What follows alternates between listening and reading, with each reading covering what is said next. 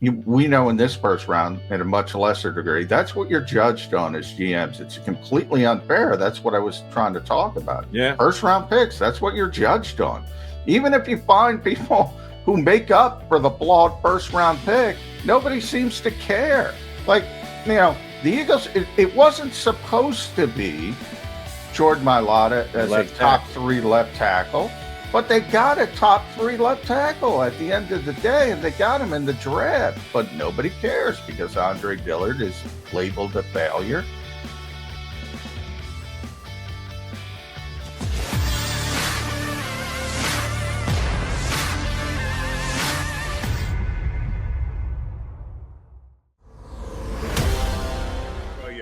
Our show number here on Birds 365. We're up to 198. Friday, we will do our 200 show for those who like nice round numbers.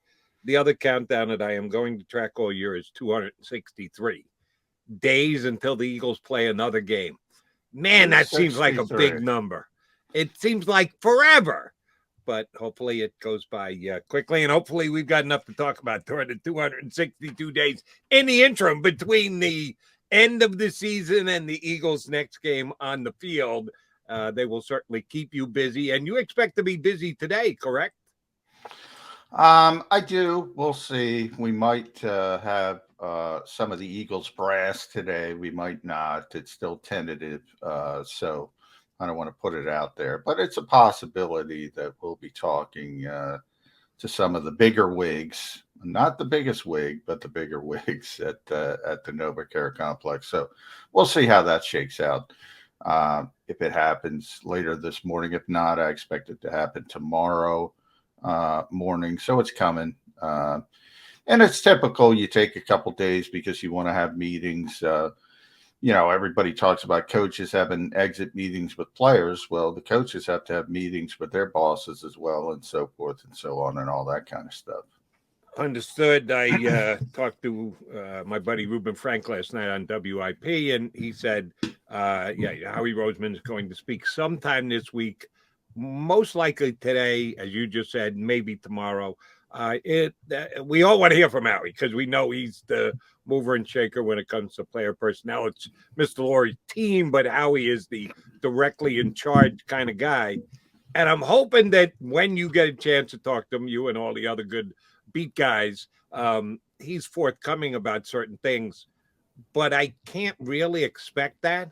I'd love for him to have here are the 3 places we're going to use our first round draft picks and give us we wouldn't even ask for names. That would be ridiculous. Yeah. Although I love the fact that everybody's got a mock draft out this week.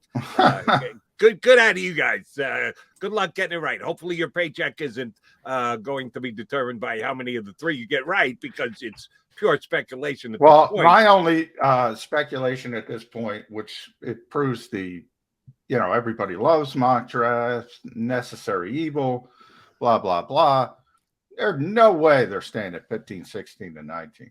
So, there is absolutely no way that they're just going to stand back and stand pat and take 3 players at those 3 positions. I would very much agree with that. Highly, highly unlikely trading out of one of their draft picks this year, trading up with one of their draft picks, maybe even trading back with them. Who the hell knows what Howie's going to do? And I did say this last night on WIP, and I've said it here before, maybe not yesterday.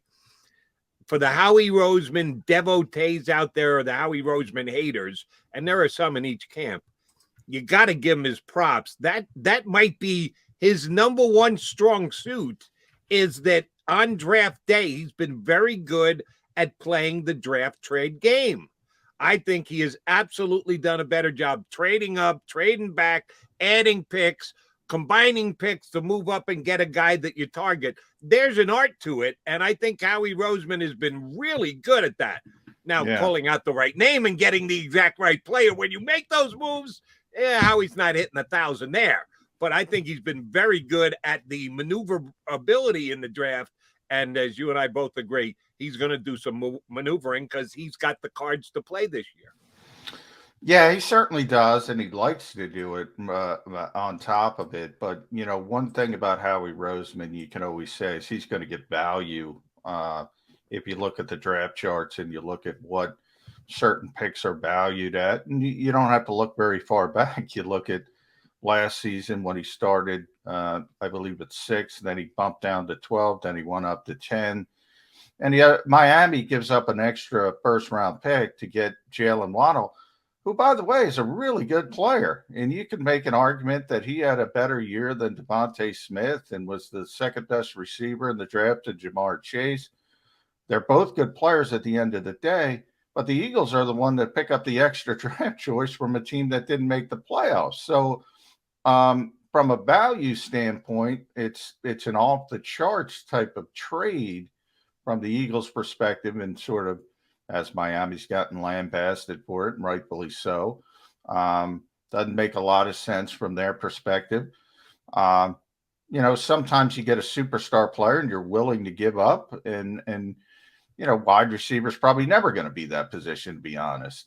Maybe if you get a Jerry Rice or Randy Moss or Terrell Owens, maybe you could argue it, but those guys come few and far between.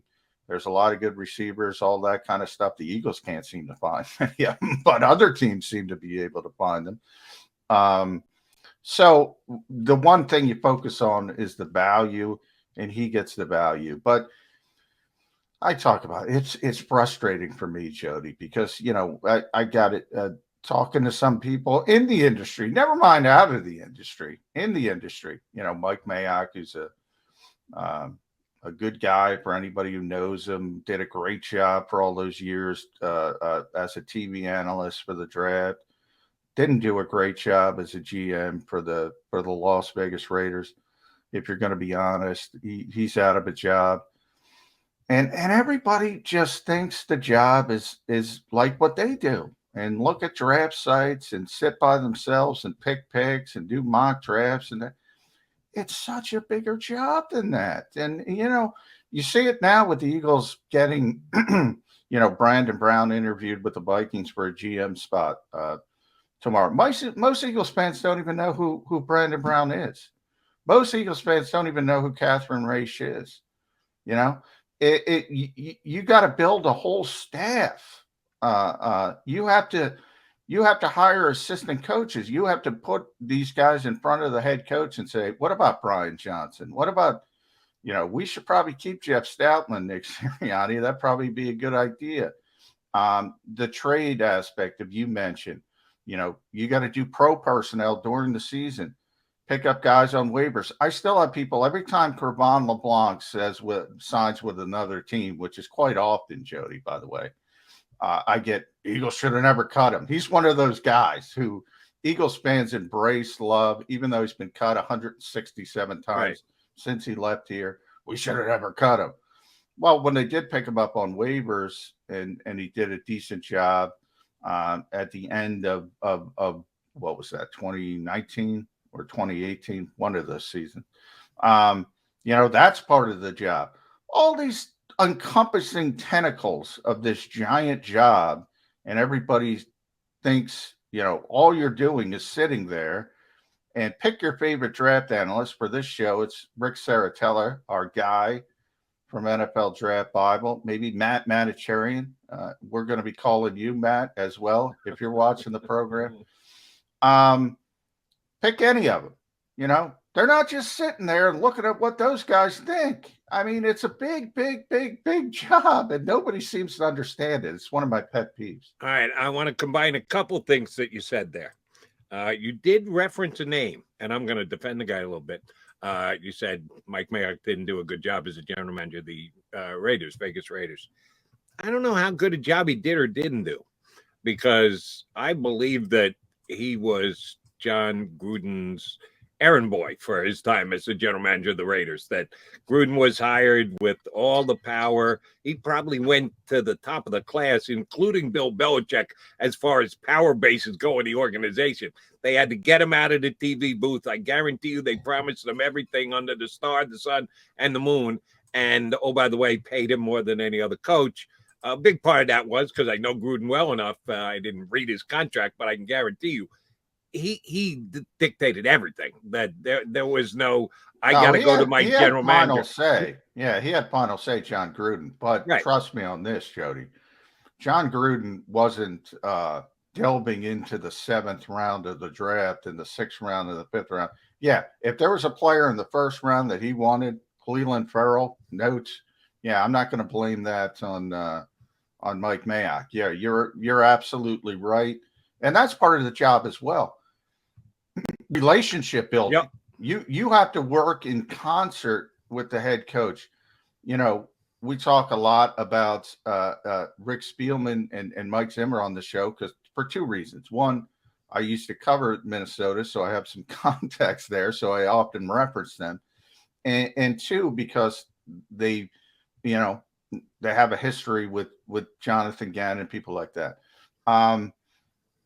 You know, Rick Spielman's a really good general manager, really, really good general manager. Stop talking to Mike Zimmer. Now the news comes out about a quarter of the way through the season. Their relationship was broken. It's over at that point. It is over at that point.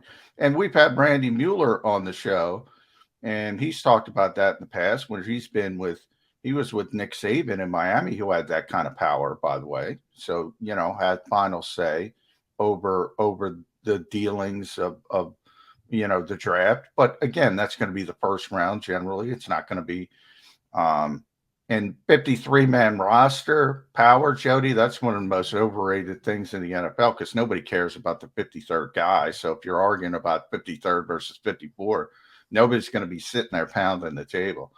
But my point is you got to work in concert. You have a good relationship. And by the way, for the people who criticize me that I say I'm too easy on Howie Roseman, I think that's his worst trait. He hasn't been able to get along with people over the years. Hasn't been able to work with people over the years. Got better, the 2.0 version, than the 1.0 version didn't get along with anybody. I mean, it was just a bunch of pelts on the wall. How he kept winning with these power struggles until he lost to Chip Kelly, and he ended up winning that one anyway. He just backdoored it. And he's learned from that. And he's gotten a little bit better in this 2.0 version. Doug Peterson, I got him yesterday. It looks like he's not going to get a job, which is bananas to me. And it's early. Nobody's even hired, but it certainly seems to be trending in that direction. That's more Jeffrey Lurie. I'm not going to blame that on Howie Roseman, that one. But you got to get along with people. You got to get along with people. And by the way, why Nick Sirianni, and this, I'll give Jeffrey Lurie credit on this one, Jody. Why Nick Sirianni is the head coach of the Philadelphia Eagles, they were going to hire Josh McDaniels. And Jeffrey Lurie, very smartly, in my estimation, realized, I don't care what these 2 guys are telling me today, and I'm talking about Howie Roseman and Josh McDaniels. They're not going to get along in the long term. And I think nobody can prove it, but I think he made the right decision. They weren't going to last for the long term. So he went in a different direction, kept interviewing people till he got somebody he liked, and that's how Nick Sirianni got to Philadelphia. This is one that I can speak to from personal experience. And I know it's kind of apples and oranges, football and baseball, but at its core, it's exactly the same. And I know it's kind of yesteryear as compared to today. But the relationship between your general manager and your manager or head coach, depending on the sport you're talking about, is probably the most important in the organization, even above the owner with the key guys, because the owner is going to be just stone cold dominant. There's not much give and take. It's all give or take. It's not back and forth between a general manager and a coach or a manager. Yeah, there's got to be give and take. After my father left the Mets at the end of the 1979, the 1980 season, he went to the St. Louis Cardinals, and he did so for one reason only. Whitey Herzog was both the manager and the general manager at the same time, and he wanted no part of being the general manager. The owner dictated to him that he wanted him when he hired him to take charge of absolutely everything. So he called my dad and said, listen, you come out here, they'll give you some fancy friggin' title, president, blah, blah, blah, blah, blah.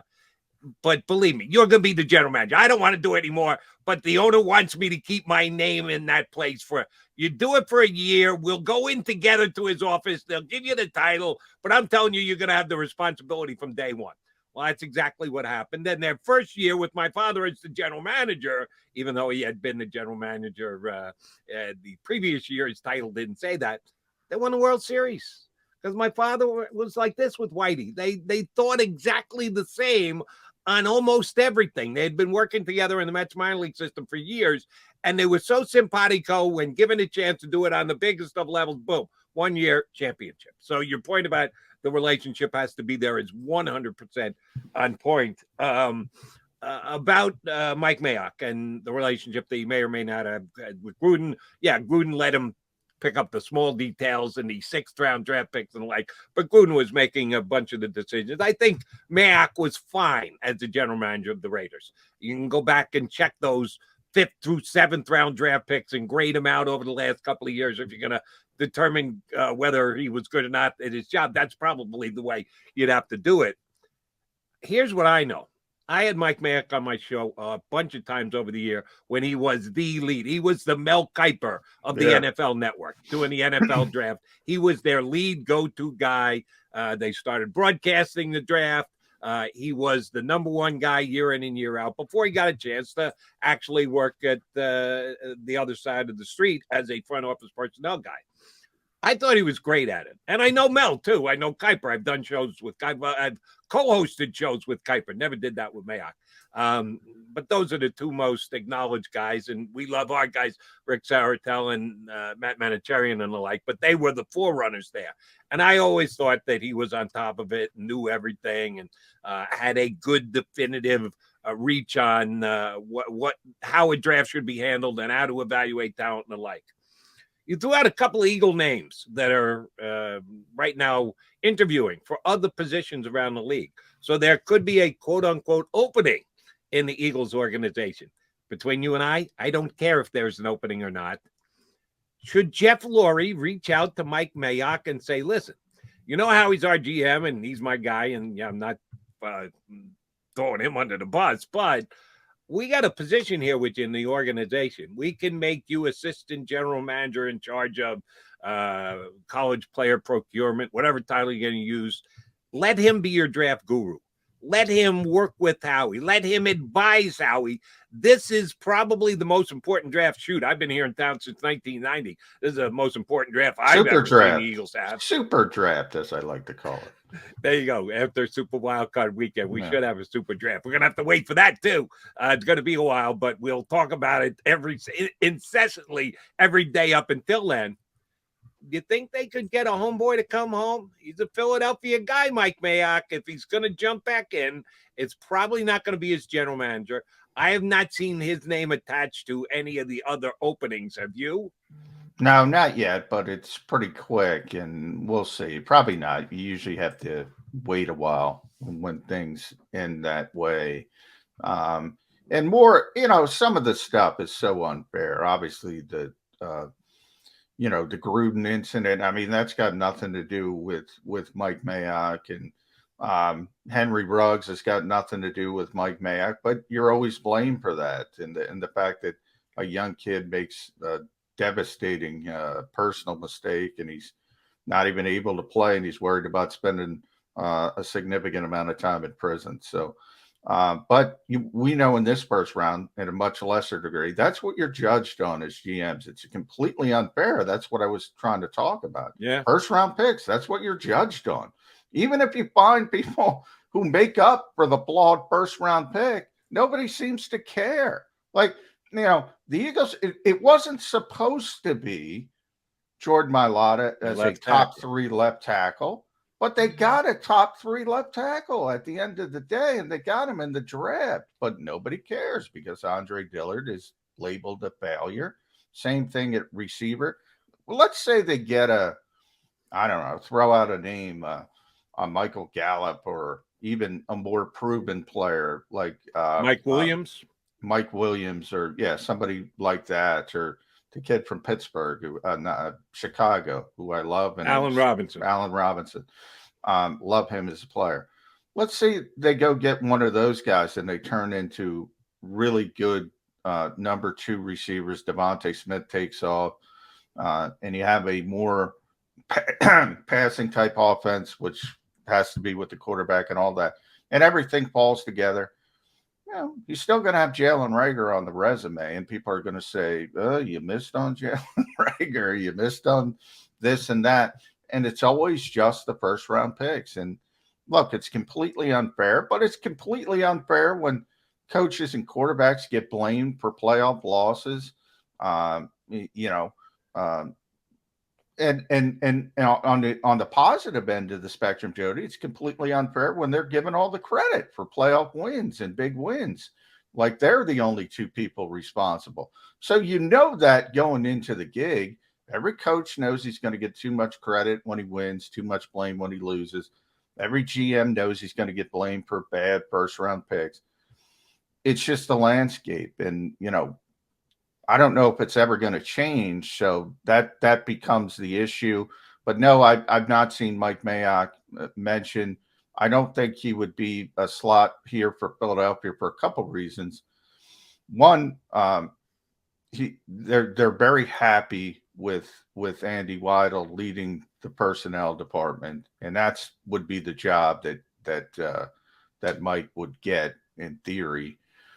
You could argue, John, I'll disagree. It doesn't have to be. Doesn't have to be. You can construct your organization any way you want. Well, you certainly can. I mean, they've had, he could have. That's what I was about to say. He could get the Andrew Berry, Catherine Rice job, where it's more all-encompassing, where you're not only doing personnel, you're doing contracts. But I don't think Mike wants to do that.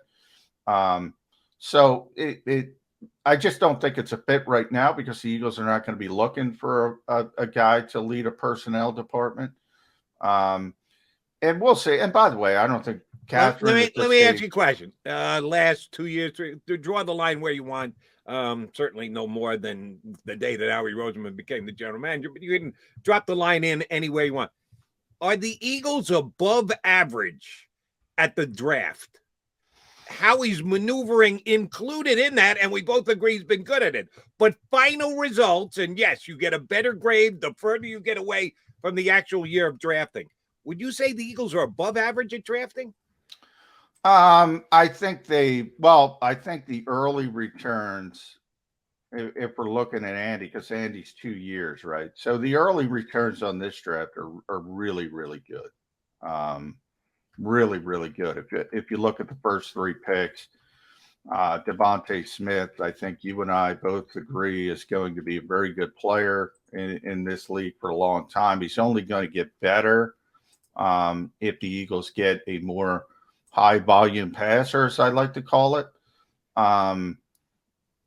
Second round, Landon Dickerson is going to be a Pro Bowl guard in this league. I truly believe that. You could make a strong argument that he was on the cusp of that this year once he started getting going. So my concerns with him are health related, nothing else.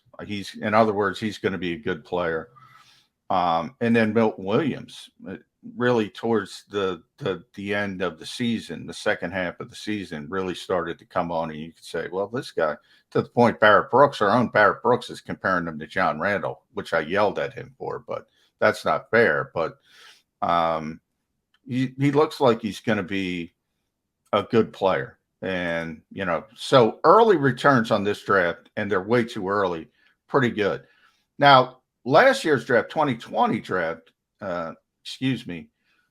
obviously you have Reagor at the top, and that's going to haunt people forever, not only because of Reagor failing, but because of who was picked directly behind him in the historic first 2 seasons Justin Jefferson had.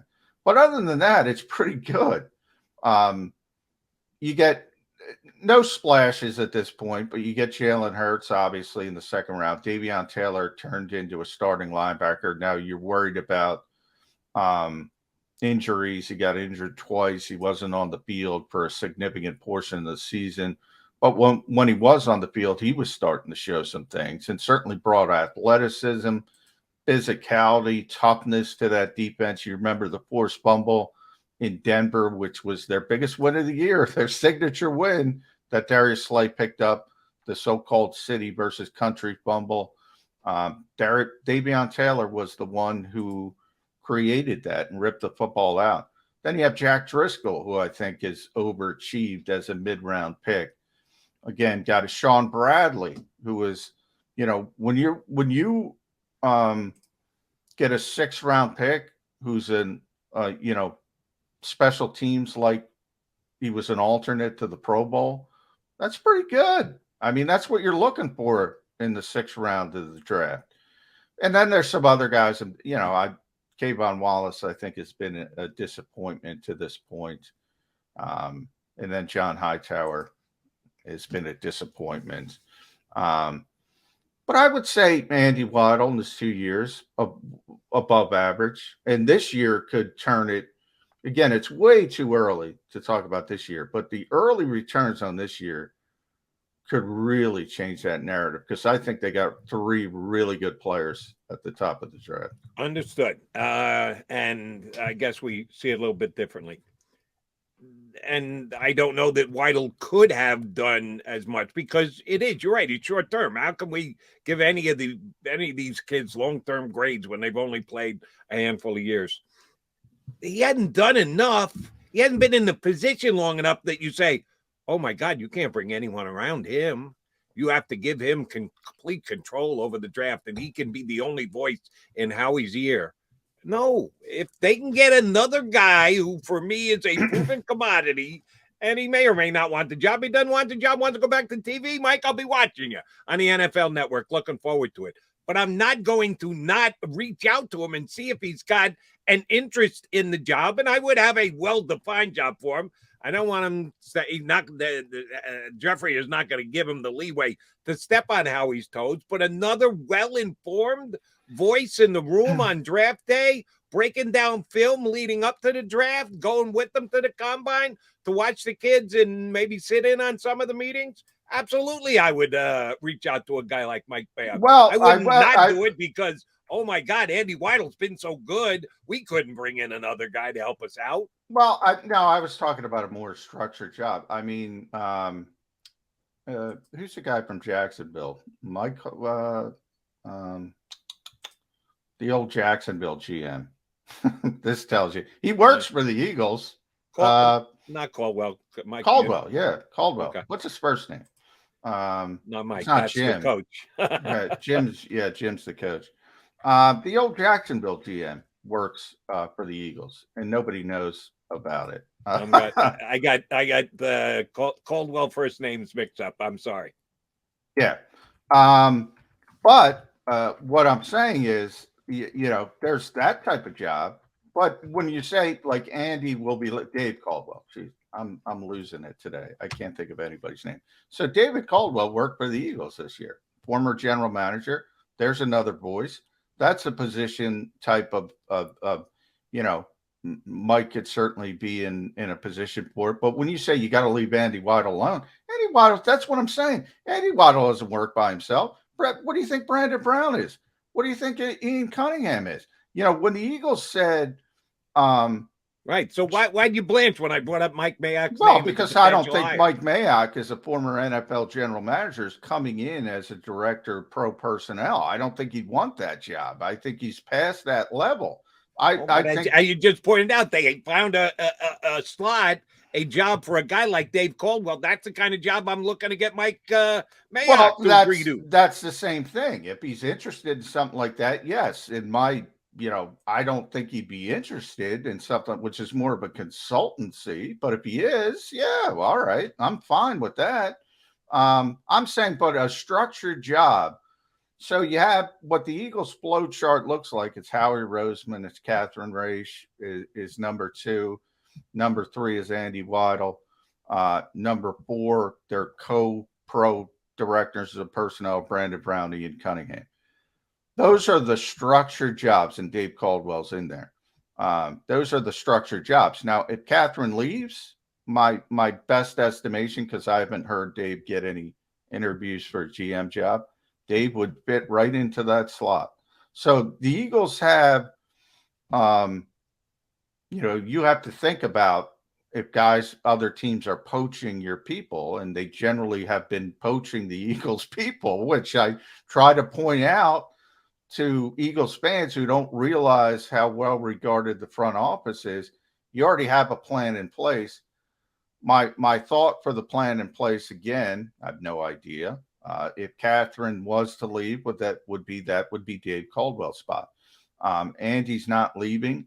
If Brandon was to leave, that spot's too low on the totem pole for somebody like Mike Mayock, in my opinion. I mean, I doubt Mike is going to take that spot, but if he wants it, I'll give it to him. If I'm in charge, I'm just saying it's something to look into. Would I be betting on it actually coming to fruition? No, I'd bet against it before I'd bet on it, but I would at least inquire. That's what good organizations do. They look into it. Now, some organizations go too far with that they're looking into everything. And I think they lose the eye on the prize focus that you need. But this is a guy I think is well worth looking into, and I'd at least put in the phone call if I were Jeff Lurie. He is John McMullen. I'm Jody McDonald. We're your Mac and Mac guys. Yes, the long off season has begun. John may or may not get a chance to be in on a Howie Roseman press conference later today. If not today, it'll be tomorrow. It's going to be sometime this week. We'll continue to look ahead at what the Eagles got as far as work goes during this lengthy off season here on Birds 365.